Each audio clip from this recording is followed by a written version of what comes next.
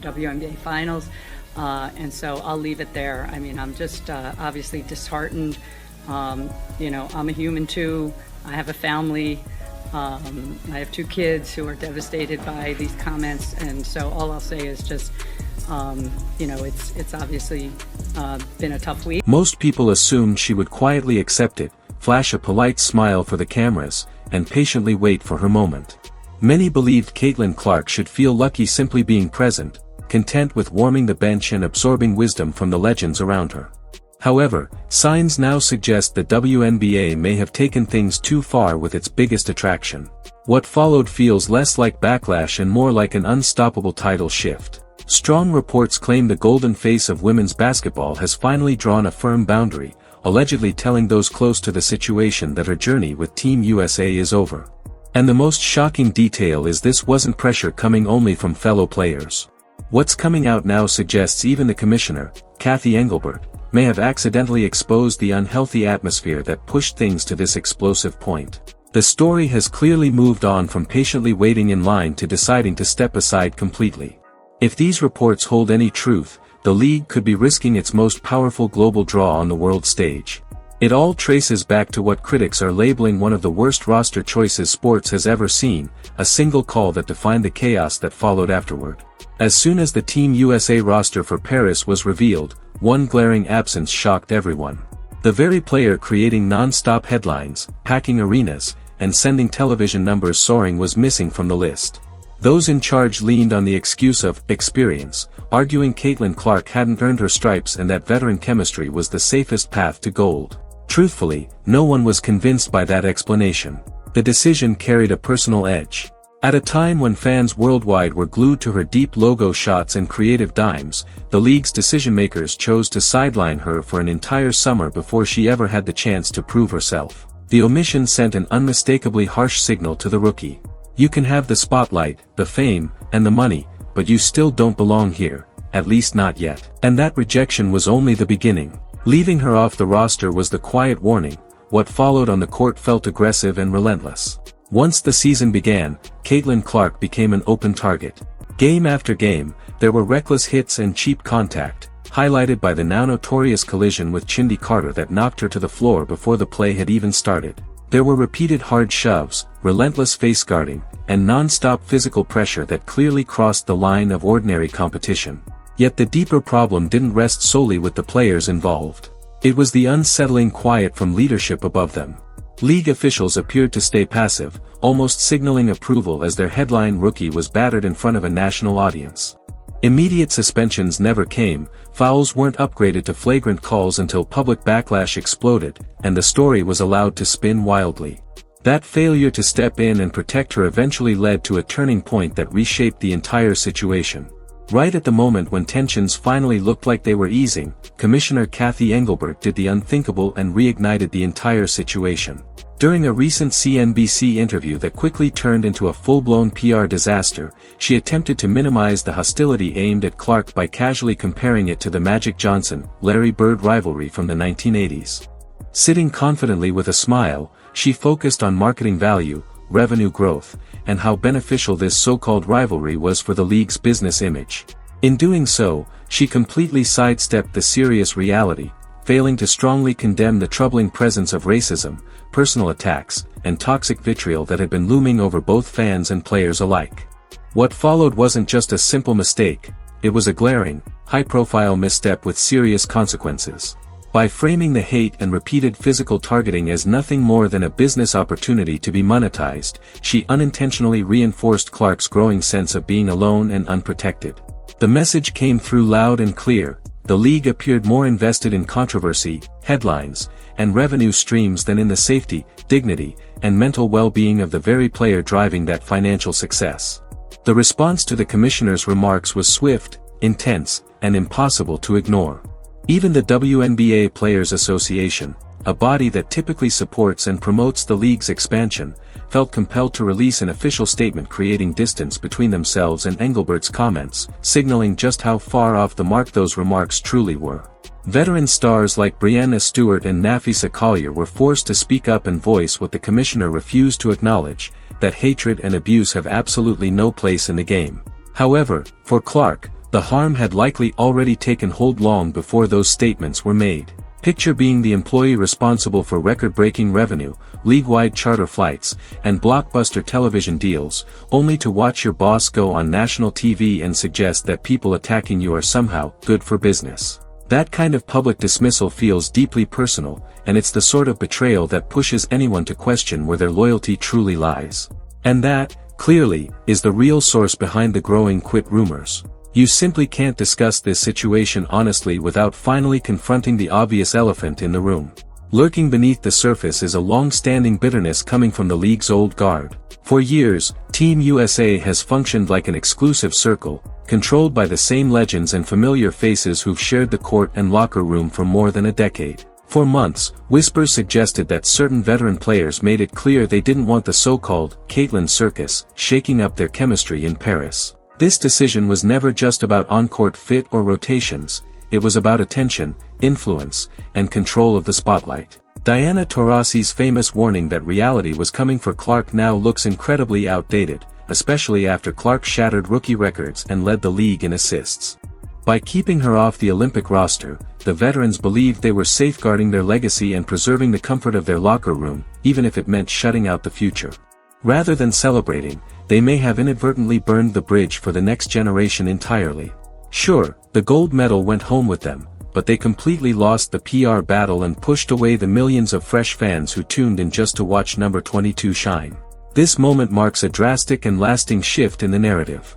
According to insider whispers and emerging speculation, Clark isn't simply sitting at home disappointed over missing the Paris flight. She's reportedly taking strategic steps to safeguard her own brand.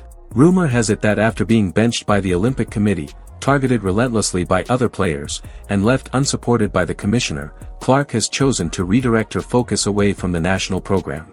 It's a bold statement of influence and power at the highest level. Clark fully understands the influence she holds. She drives TV ratings, boosts jersey sales, and fills stadiums with ticket revenue. If Team USA decides to pass on her, she simply doesn't need their approval. Right now, she's bigger than the badge itself, and she's fully aware of her value. Rumor has it that she has quietly indicated she won't participate in future invitationals unless the existing culture changes. If this rumored walkout actually happens, the impact on the sport could be truly massive. We are facing a scenario where the sport's most iconic player might refuse to represent the nation due to league politics and insufficient backing. This completely flips the script. The WNBA and Team USA have long relied on the notion that players depend on the system for survival, that Olympic glory is the ultimate lure. Yet Clark has made it clear she embodies the system herself. By reportedly stepping away from the national team, she strips them of their most valuable marketing asset for the next 4 years leading into the Los Angeles Olympics. The potential financial fallout is enormous, leaving the commissioner facing a major crisis alone. Her face was supposed to be front and center on billboards for LA 2028. Without her presence, the league is attempting to sell a product the massive new audience simply isn't responding to. Let's break down the numbers, because they reveal a harsh reality for the WNBA if Clark actually steps away. Before her arrival, the league struggled to make a profit, flying commercial while playing in half-empty arenas. Since she was drafted, attendance has surged by over 40% across the league, TV ratings have tripled, and the league secured a historic media rights deal valued at more than $2 billion. The revenue she generates is what funds higher salaries and improved travel perks that the veterans now enjoy. The irony here is almost unbearable. Those same veterans and the league office continue to treat her like an outsider, yet they are cashing the very checks her fame helped create. If she chooses to dedicate herself only to the Indiana Fever and step back from Team USA's global responsibilities, she is essentially taking her talents and walking away, leaving the national team dependent on the old guard who simply don't move the needle anymore. Breaking down the incident with the commissioner is crucial to understanding why Clark might take such a bold step. When Angelbert was questioned about the dark side of social media, the racism, misogyny, and threats, he deflected with a corporate-style answer about rivalries. He tried to compare it to the heated NBA clashes of the 1980s. But those battles, although intense and physical, never included the extreme toxicity we're witnessing today. By refusing to set a clear boundary, the commissioner effectively made the league appear complicit in the environment. It came across as if she was saying, as long as people are watching, nothing else matters. For a young star like Clark, who has remained silent and professional through everything, that must have felt like a stab right in the back. It seemed to confirm every theory that the league is exploiting her for attention while secretly resenting her rise. And we can't ignore the chemistry excuse that kept her off the Olympic roster. The selection committee claimed they lacked the time to properly integrate her into the system. Many critics argued that her dynamic, fast-moving, high-impact style, along with deep shooting, simply wouldn't fit with the more deliberate, methodical approach of the veteran players. Yet anyone who tuned into the WNBA All-Star game immediately saw how baseless that claim was. During that matchup, Clark teamed up with other top WNBA stars against Team USA and completely dominated the court. She was delivering precision passes, draining shots, and elevating her teammates' performance instantly. This clearly showed that the supposed chemistry problem had nothing to do with basketball skills, it was entirely about inflated egos. While the Team USA squad appeared sluggish and disconnected, Clark's team played with vision and energy, representing the future of the game. That performance turned the "quit" speculation from mere rumor into a serious possibility. Why would she even consider joining a system that fundamentally opposes her natural style of play? Another layer to consider is the Sheryl Swoopes factor. The WNBA icon has repeatedly criticized Clark, constantly shifting the standards for what defines true greatness. From falsely asserting that Clark spent 5 years in college to minimizing her record-breaking achievements, Swoopes has become the mouthpiece of the old guard's resentment. Despite this, the league continues to hire her for commentary and analysis. For Clark, watching the league compensate someone who openly undermines her accomplishments is just another glaring sign of disrespect. The environment is undeniably toxic. In any other profession, if a senior consultant publicly spread falsehoods to tarnish a top performer's reputation, HR would intervene immediately. But in the WNBA, it's simply treated as content. A big part of why Clark seems eager to step away from the league's inner workings stems from the relentless attacks on her credibility. The quiet from her camp says more than words ever could. Normally, when rumors spiral like this, an agent or PR representative would rush in to control the narrative. They might issue a statement along the lines of, "Caitlin is honored to represent her country and looks forward to future opportunities," yet in this case, nothing has been said. That silence speaks volumes. It indicates that serious discussions are likely happening behind closed doors and that she is carefully weighing her options, fully aware that she currently holds all the leverage. Clark doesn't rely on the Olympics to grow her brand, she is already recognized worldwide as a star. On the other hand, the Olympic Games desperately need her to maintain interest from casual fans. Consider the extreme physical demands she faced this season, relentless double teams, non-stop full-court pressure, and countless hits that went uncalled. She logged the most minutes, endured the toughest contact, and still carried her team into the playoffs. Yet, instead of receiving support from the league, she faced a commissioner who failed to defend her against widespread criticism. This is a textbook example of an organization letting its star talent down. Similar situations have occurred in the NBA, where top players demand trades or sit out when disrespected. Clark's choice is essentially a form of load management. On a global stage, she's protecting her body and mental well-being rather than chasing a gold medal in a system that never truly wanted her in the first place. Fan reactions to this saga have essentially split the WNBA audience in two. On one side are longtime, loyal fans who believe Clark is overhyped and feel the league was perfectly fine before her arrival. On the other side are millions of newer fans who see her as being unfairly treated and bullied. This kind of division is damaging for the league's business. The commissioner's role should be to close that gap and unite all fans, but her recent comments only made the rift wider. By openly admitting she views the controversy as a marketing strategy, she ended up alienating the newer audience who strongly support Clark. If Clark decides to leave Team USA, it's likely that those fans will follow her, refusing to watch a team that dismissed their favorite player. Olympic ratings were strong this year, yet the 2028 Games in Los Angeles could face major trouble if Clark isn't on the roster, especially competing on home soil. Another major factor is the Angel Reese storyline. The intense rivalry between Clark and Reese has become one of the most talked about stories in sports, starting in the college championships and continuing into the professional ranks. Unfortunately, the league has struggled to control the situation, allowing it to escalate with fans crossing boundaries and players fueling the drama. When Reese celebrated her teammate in certain moments, the narrative quickly spiraled online, driven by clicks and sensationalism.